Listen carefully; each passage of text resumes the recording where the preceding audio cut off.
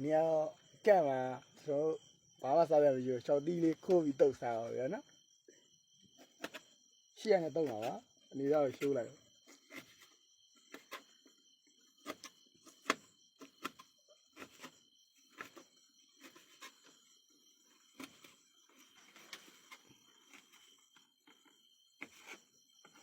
ရှောက်တီးလေးတုတ်တော့မှာပါရှေ့ရလေးနဲ့ရှိုင်းပါပါရှေ့ရလေးနဲ့ပါကျွန်တော်ရှောက်တီးလေးရှိုင်းအောင်ဆိုရတယ်ဒီလိုကြည့်ရဖွင့်ပြအောင်ဒီမုံလေးနဲ့ပေါ့ဒီမုံလေးနဲ့ပါဒီမုံလေးနဲ့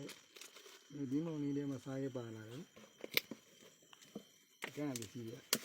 မမို့တာဒါပြီဟင်းမုံနဲ့နည်းနည်းလေးဖြူရနော်ဖြူတော့ပြီဒါလေးကတော့စားပြီးဖြစ်ပါတယ်စားလေးနည်းနည်းတော့ဖြူရပါဗျာစားရင်းနဲ့ချူလိုက်ပါပြီခုချိန်ပါဆိုရင်ဒီတော့ပါပြီကျွန်တော်တို့မပိကောင်းကိုပြောဒါလေးကတော့မပိပေါ့နော်ဘယ်ထွက်တာတော့ပြောတော့ပါဘူးဒါငပိစိမ့်လေးနဲ့ပေါ့နော်ကဲငပိတောင်းမရှိပါဘူးငပိစိမ့်လေးနဲ့ပါပေါ့နော်ငပိစိမ့်လေးနဲ့ပါ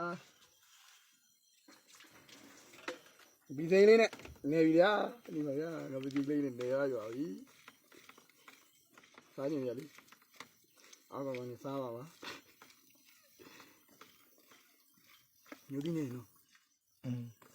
ဒီလေးနဲ့ဆိုတော့ကျွန်တော်နည်းနည်းလေးဆက်ထည့်လိုက်ရဒီနေ့ပါလေဆိုတော့ဒီတတောင်းဆိုလို့ဒီနေ့ရဲ့ထည့်လိုက်ပါပြီဒီလေးကိုငပီလေးနဲ့နှောက်မွေးနေမယ်နေပါတယ်ဒီလည်းရှိမှာမဟုတ်တော့မလျှောက်သေးမဟုတ်တမ်းမြာသည်လေးပြောတာပါခုချိန်မှာဆိုရင်တော့